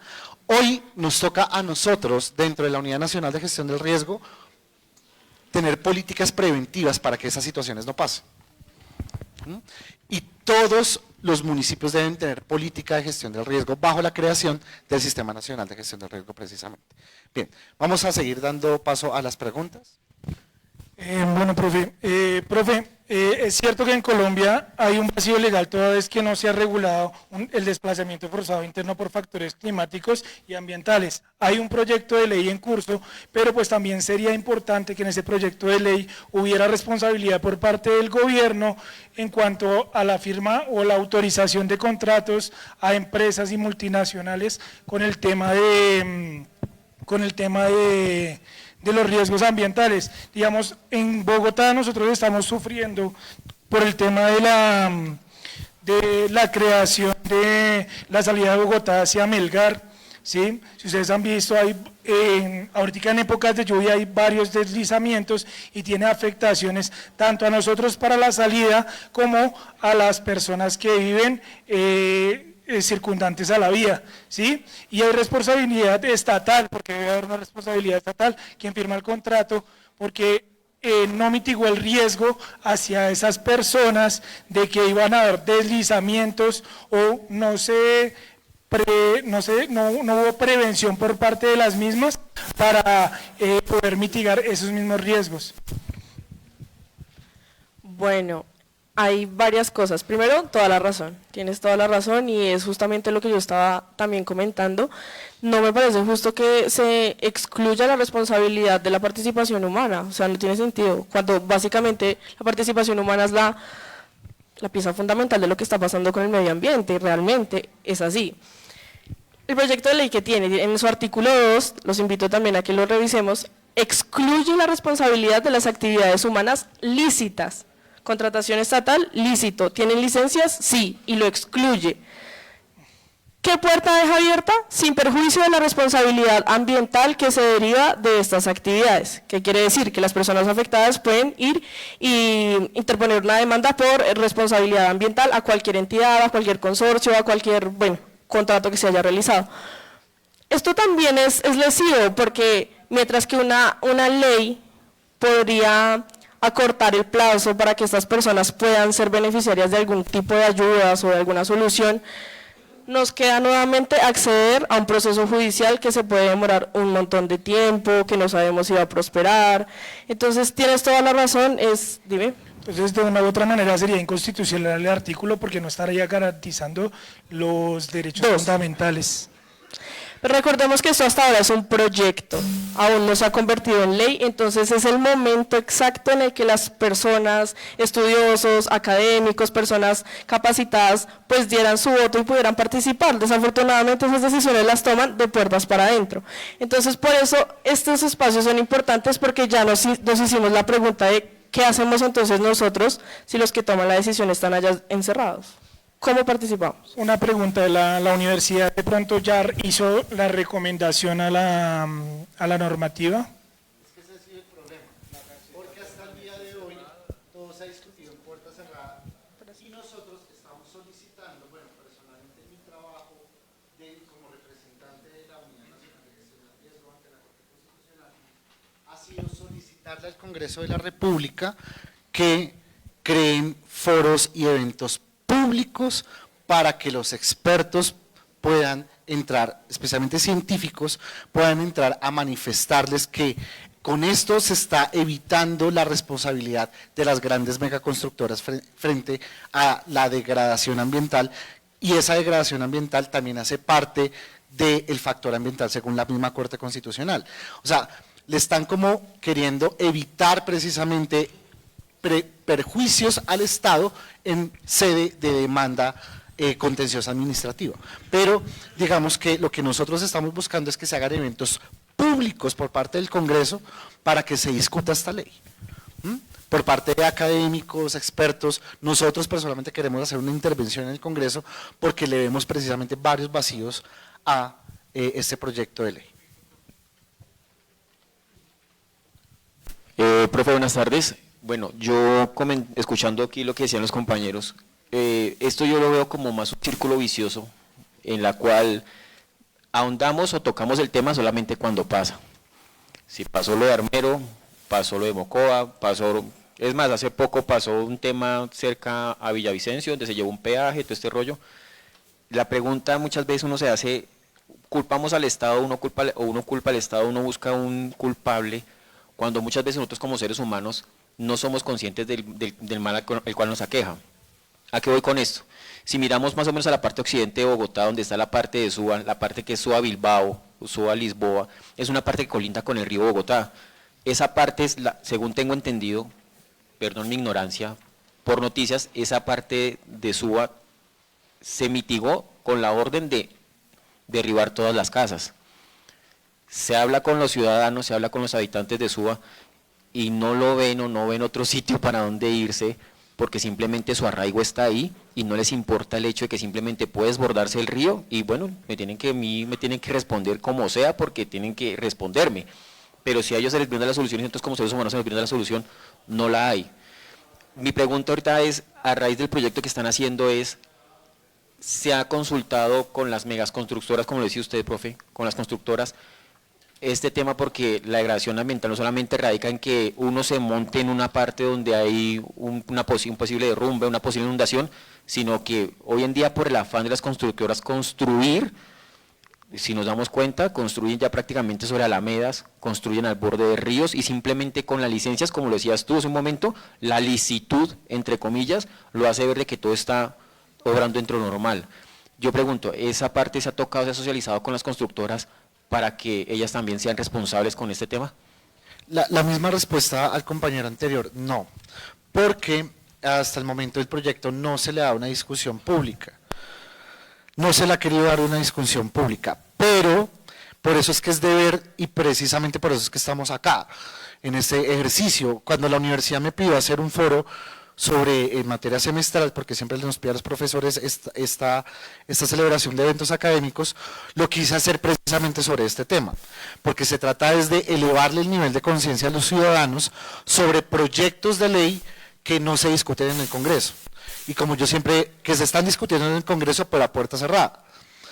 Yo por eso le he señalado, y lo sigo señalando en las discusiones académicas, las universidades no son repúblicas independientes a la sociedad. las universidades no son repúblicas independientes a los problemas sociales. Y precisamente hoy estamos haciendo este evento en procura de elevar un poco el nivel de conciencia de parte de ustedes, a quienes les corresponde también en el ejercicio ciudadano de control social, pedirle al Congreso, pedirle a las multinacionales, pedirle a las megaconstructoras que paren una cantidad de proyectos que hay porque están afectando y degradando el medio ambiente en Colombia, y eso, si no se para al día de hoy, Bogotá especialmente, las grandes ciudades van a tener grandes y graves consecuencias en materia de sostenibilidad urbana y sostenibilidad medioambiental. O sea, con eso no estoy diciendo que nos volvamos enemigos del desarrollo, ni más faltaba, pero sí, al día de hoy, digamos que las normas jurídicas que versan sobre este tema son supremamente laxas en materia medioambiental, precisamente porque hemos visto durante los últimos años de cómo los entes territoriales como Bogotá se paran supremamente duro cuando existe una solicitud por parte del gobierno nacional para crear, llamémoslo así, escenarios en Bogotá a propósito de la salida de la autopista norte, donde el proyecto como Lagos de Torca se construyó encima de un humedal con el plan de ordenamiento territorial creado por el gobierno, la administración de Enrique Peñalosa, por ejemplo. Eso no es mentira, eso es verdad. Sí, el POT, el plan de ordenamiento territorial de Peñalosa, le permitió a Amarillo, que es una mega constructora ultra poderosa en Colombia, construir encima de un humedal. Y ese es el problema que tienen hoy. Hoy se vuelve a inundar la autopista norte, allá, calle 200, con carrera séptima. Se vuelve a inundar. Porque porque no estamos hablando de el principio de adaptabilidad al cambio climático, el principio de compensación. O sea, la pregunta es, si construyeron encima de un humedal o de una zona de reserva forestal, ¿qué le tiene que proponer hoy a la ciudad la megaconstructora Amarillo para compensar el daño ambiental? Profe, pues yo viendo eso prácticamente en la praxis se ve muy bien, se escucha y se lee y está bien, pero sinceramente uno mira con la mano en el corazón, uno dice son cosas que nunca van a avanzar porque está por encima el poder del dinero sobre lo que se va a hacer. Pero parte de un hecho, y es que las megaconstructoras no van a contar con la astucia de los próximos abogados de la Universidad Republicana. ¡Epa!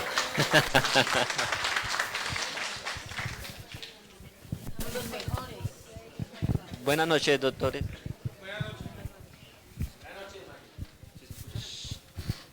Y personal asistente. Lo mío no es una pregunta, sino más bien como una sugerencia o un aporte. Bueno, la Corte Constitucional colocó ese estudio como desplazamiento interno por factores climáticos y factores ambientales. Y la sentencia es desplazamiento forzado por cambio climático. La sentencia toca y trata el concepto del desplazamiento forzado por factores ambientales. Y dentro de los factores ambientales, digamos que si hay una falta, porque no se especifica qué se entiende por factores ambientales. Más sin embargo, digamos que la sentencia cobra una importancia porque es la primera que le da una caracterización propia al concepto de desplazamiento forzado por factores ambientales. Establece multicausalidad, establece que es forzado, establece a quiénes afecta en su mayoría. Entonces digamos que sí habría una crítica en cuanto a que no se determina qué son factores ambientales, qué vamos a tener presente por factores ambientales, pero el concepto sí queda ahí claro. Muy abierto, sí, a eso iba. Entonces, y es dentro de nuestra investigación, ¿a qué le adjudicamos categorías de factores ambientales? Cambio climático, degradación ambiental, y Natalia hablaba de un tercero, se me acaba de olvidar. Cambio climático, degradación ambiental y desastres naturales. Sí, sigo pensando ¿Sí? que Son le esas hace falta dentro del factor, que le hace falta uno más. Y es que, por ejemplo, para que me puedan entender, ¿qué es un terremoto? Es un movimiento de tierras. ¿Y qué se da en Japón? Tsunamis, pero es lo mismo. Son movimientos de tierra que se da debajo del mar, crea movimiento en el mar y pues crea las olas. ¿Listo? Entonces, ¿qué va a pasar con La Guajira? La Guajira en algún momento se va a quedar sin agua. Entonces, debería existir el desplazamiento forzado por escasez de recursos primarios. Total, ese es o sea, yo estoy completamente de acuerdo contigo, pero el caso de La Guajira podría entrar dentro del factor, pero dentro de la degradación ambiental y dentro del cambio climático, porque dentro del cambio climático también está la variabilidad climática, ¿sí? Lo que pasa es que el cambio climático tiene muchos factores para que se pueda constituir. Uno de ellos es la falta de agua, precisamente. Las consecuencias son esas, de recurso hídrico. Perdóname, qué pena, como para aclararle al compañero, digamos que en la caracterización que se hace del concepto de desplazamiento forzado por factores ambientales, cuando se analiza el concepto de forzado, que pues eso, me disculpo que se me olvidó mencionárselos, cuando se analiza el concepto de forzado, hablan de cuando ya se presentó la catástrofe y esto acabó con el proyecto de vida de las personas que residen allí, o cuando las condiciones, esos factores de degradación lenta, quizás hay personas en algunas partes de La Guajira que ya han tenido que desplazarse sin que haya pasado alguna catástrofe ambiental, más sin embargo eso no quiere decir que haya sido propio de su voluntad, sino que también se tendría y entraría dentro del concepto de que es un desplazamiento forzado, porque aun cuando no ha pasado ninguna catástrofe, el desplazamiento es obligado, ya que no tienen las condiciones materiales ni las condiciones de subsistencia mínimas para seguir en ese lugar. Entonces esa podría ser una salvedad para esa pregunta. Listo, sí, te hallo la razón, pero entonces estaríamos cometiendo lo que decía el doctor Diego, y es que no estamos proyectando.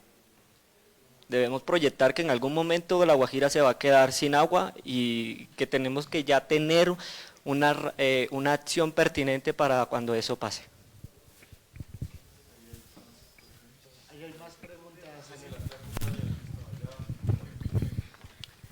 Buenas noches a todos.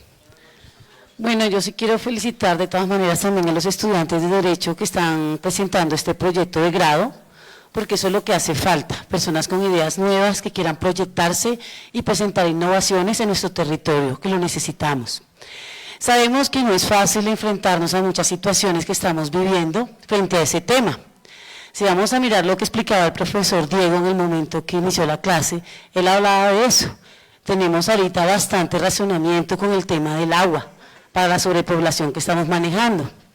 Pero también con este proyecto vamos a hacer que los ciudadanos, los individuos tomen más conciencia y valoren más los recursos naturales que tenemos en el momento, que debemos de cuidarlos y darles un mejor uso, para también saber cómo enfrentarnos en estas situaciones en un momento dado que tengamos que presentar, porque nadie sabe en qué momento puede pasar un desastre natural. Y a veces, a pesar de que muchas personas están cerca de lugares riesgosos, tampoco toman conciencia frente a eso, y es un tema también que hay que darle mucha importancia. Entonces es bueno que lo puedan enfocar de esa manera, y yo sé que la Universidad Republicana va a lograr mucho con esto. Gracias.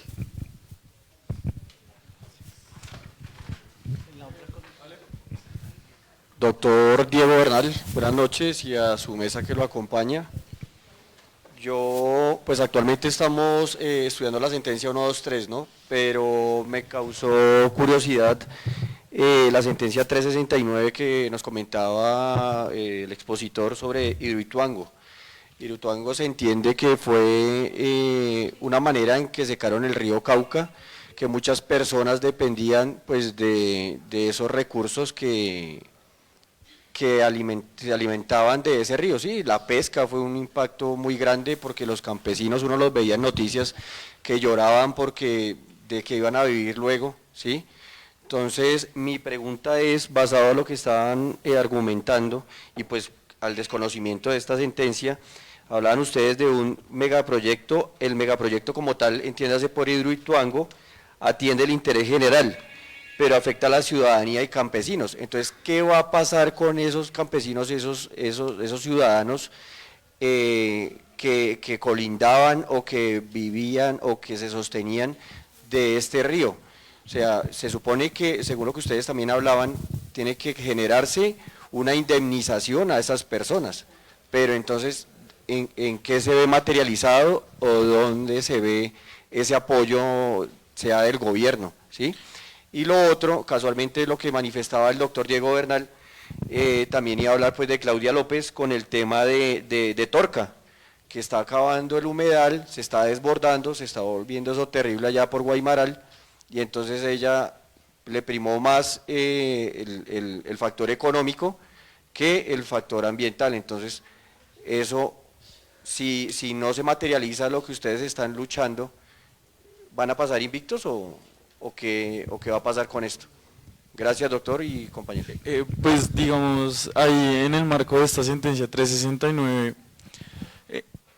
en el marco de la gestión del riesgo, estos megaproyectos tienen que cumplir con una cosa que se llama PAE, que es el Plan Específico de Acción, y la sentencia, digamos que no pude ahondar mucho, pero ahí para pues encasillar la pregunta, a algunas personas sí se le mediaron unas indemnizaciones y se le prestó ayuda humanitaria, más sin embargo, recordando este concepto que usted mencionaba, el interés general, la Corte en reiterada jurisprudencia ha dicho que el interés general no puede de ninguna forma afectar a las minorías y por lo tanto estos megaproyectos, digamos que siempre han sido faltos de un control real dentro de las políticas públicas.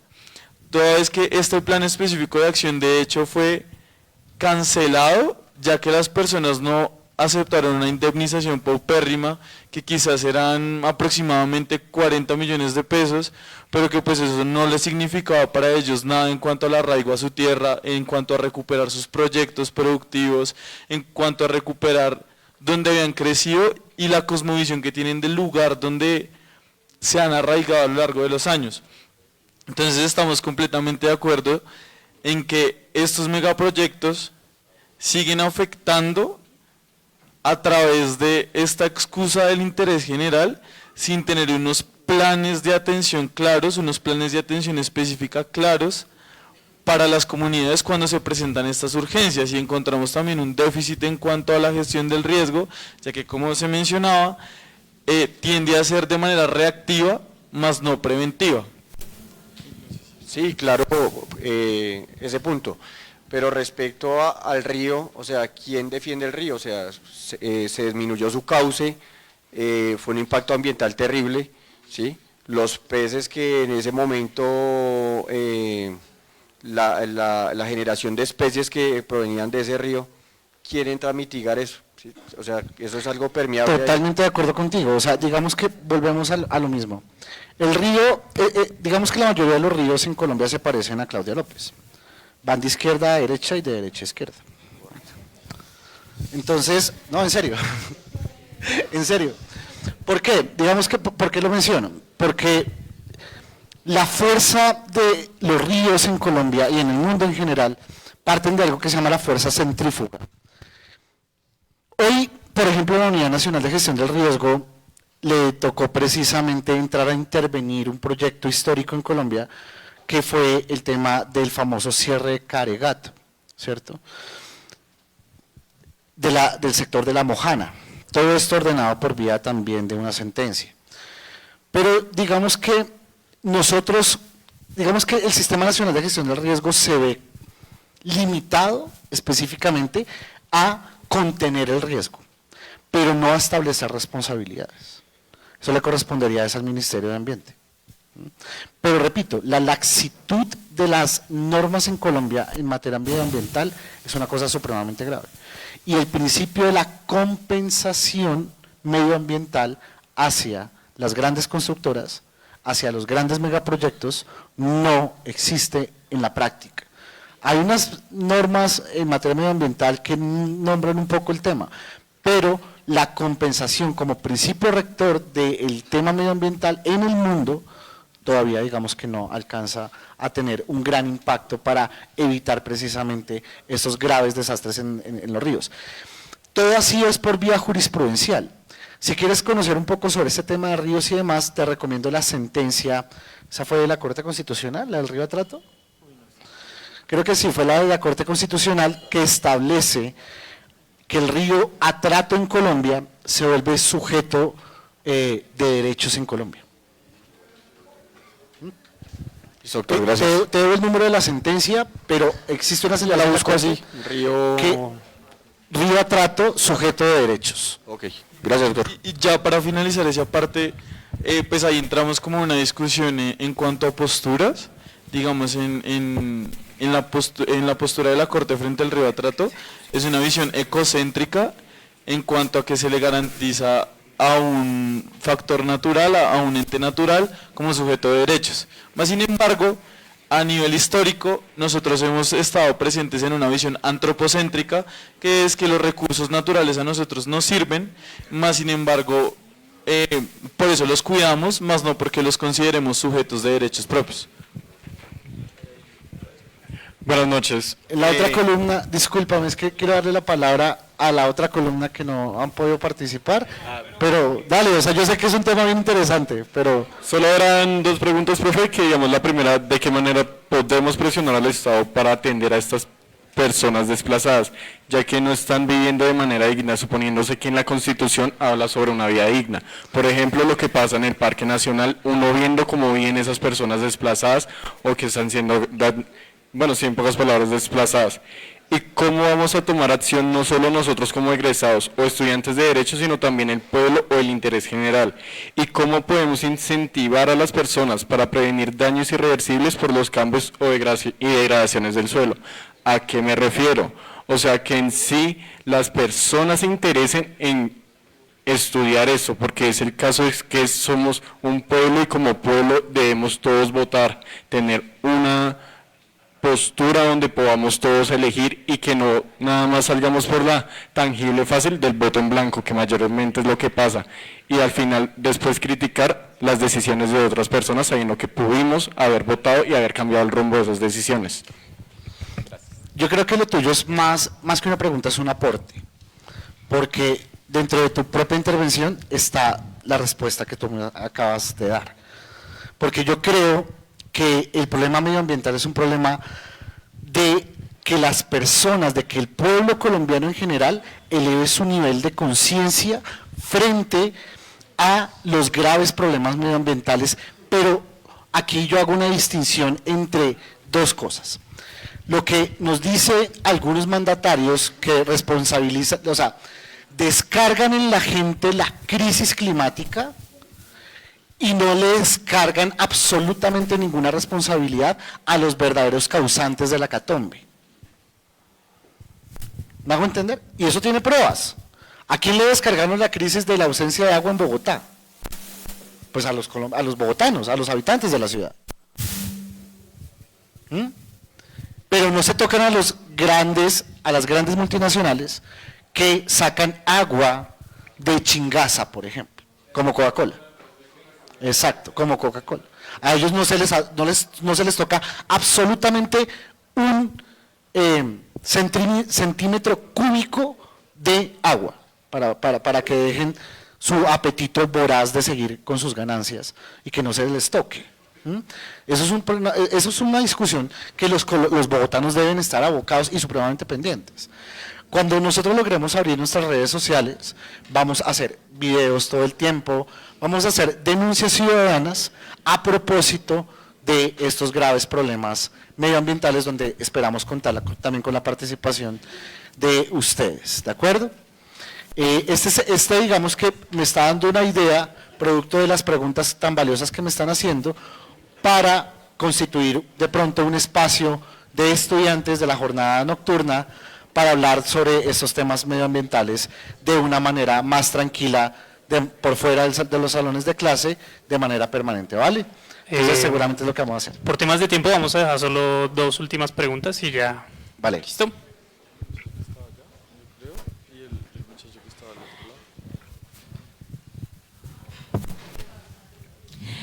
Buenas noches, compañeros. Primero, pues felicitarlos porque realmente siento que lo que están haciendo es un compromiso social. no solo se ve reflejado en temas académicos, sino que realmente es una situación que es problema de todos los ciudadanos. Entonces, pues felicitarlos por eso. Y segundo, mi pregunta es, ¿cuál es el mecanismo que nosotros como ciudadanos podemos ejercer para apoyar el ejercicio que ustedes están llevando a cabo en este momento? ¿Cómo como ciudadana puedo apoyarlos y obligar al Senado a que dé una respuesta oportuna, que no esperen a que sea 30 de junio para desechar todo lo que se ha logrado o todo en lo que se ha trabajado, y lograr pues que haya un debate público con especialistas, con personas que conocen del tema y que realmente serían ellos los que nos pueden enfocar y nos pueden dar como la solución, o por lo menos podemos tener el inicio de una normativa que nos pueda ayudar con esta problemática?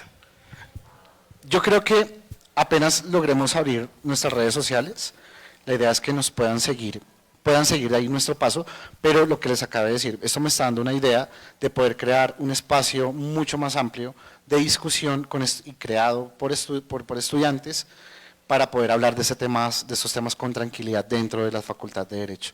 Pero yo creo que lo principal es eso, es empezar a hablar de este tema de manera permanente, de manera constante, en las calles, con nuestros amigos, con nuestros vecinos, manifestarles quiénes son los auténticos responsables de la hecatombe climática que vive, por lo menos, Bogotá.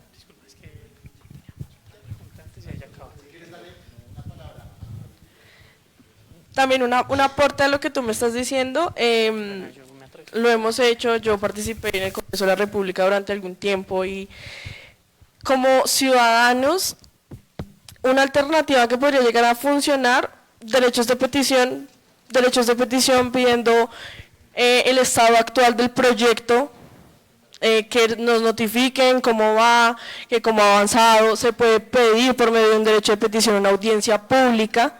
Entonces esa sería como una alternativa que como ciudadanos podríamos empezar también a implementar. ¿Listo?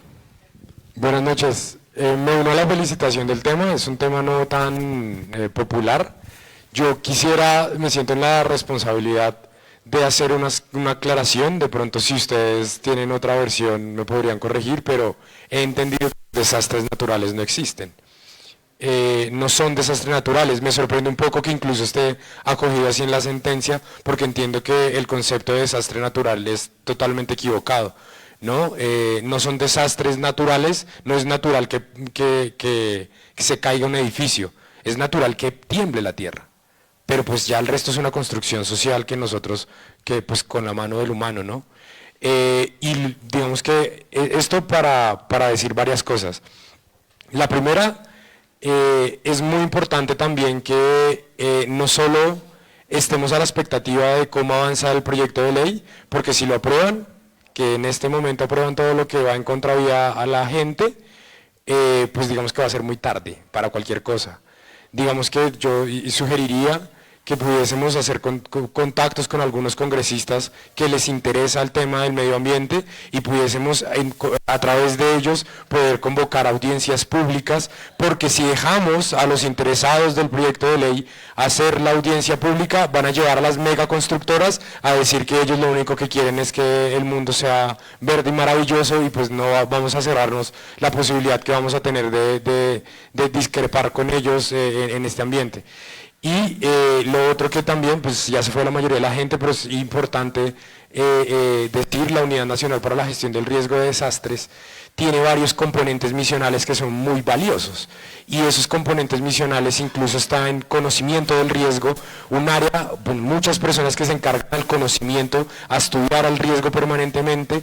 Otra área que es claramente la de reducción del riesgo, cómo mitigar esas posibles emergencias que se puedan presentar, y finalmente que ahora pues en la realidad es la única que sí funciona bien, que es atención de emergencias, ¿cierto? Manejo de desastres.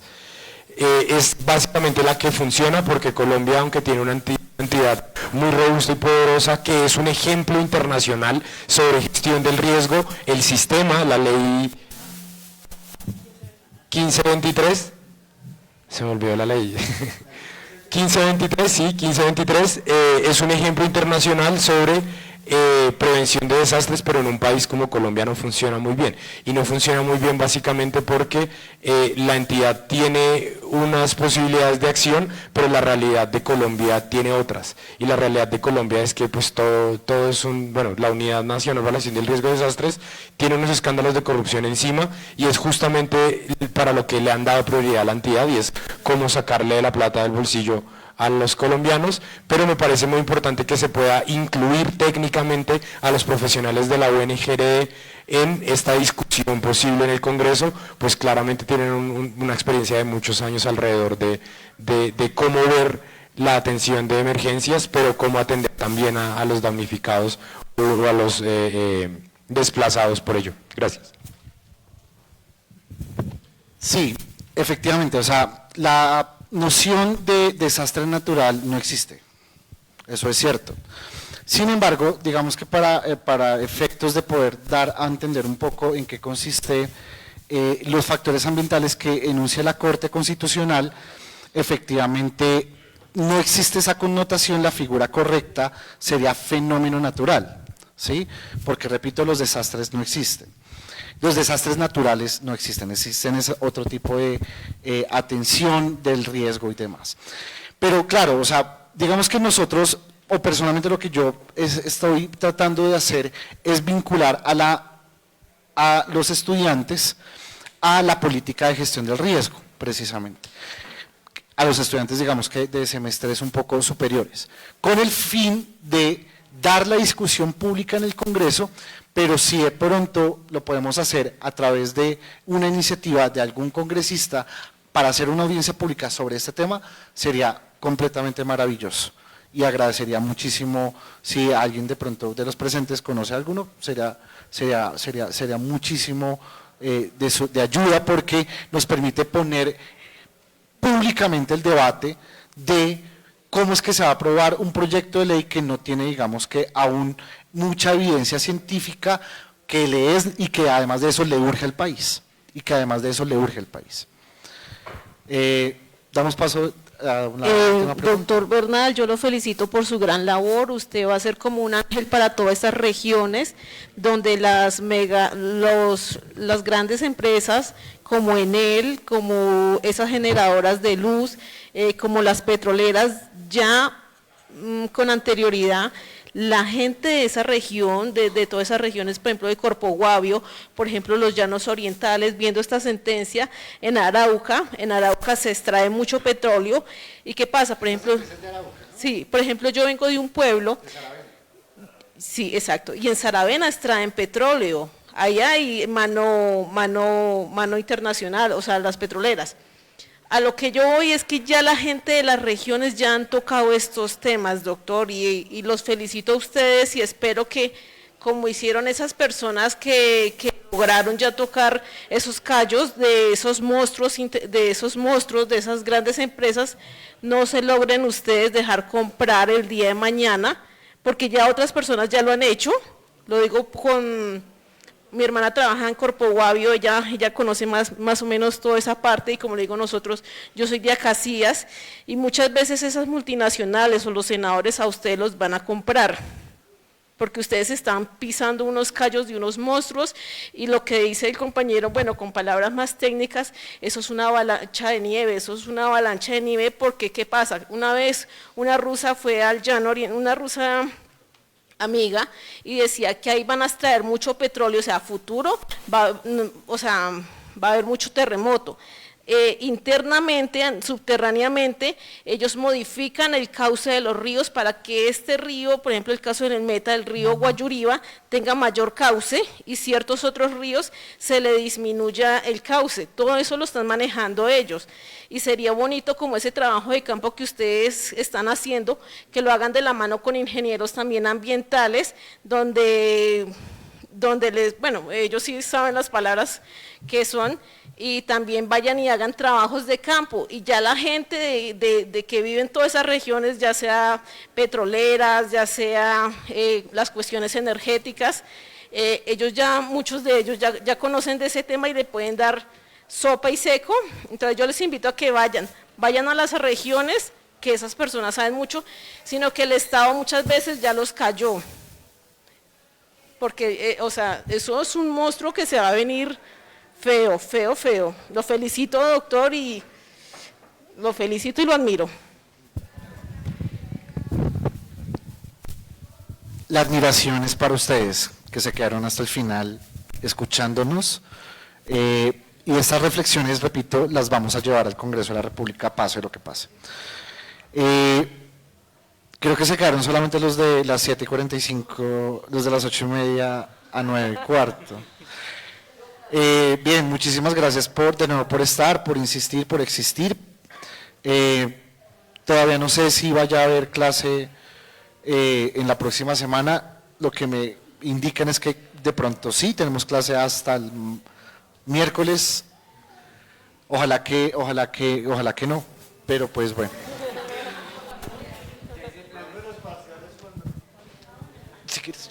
Bueno, muchísimas gracias a las personas que nos siguieron en las redes sociales. Estos temas no se pueden conversar con ellos, sería volverlo público, pero muchísimas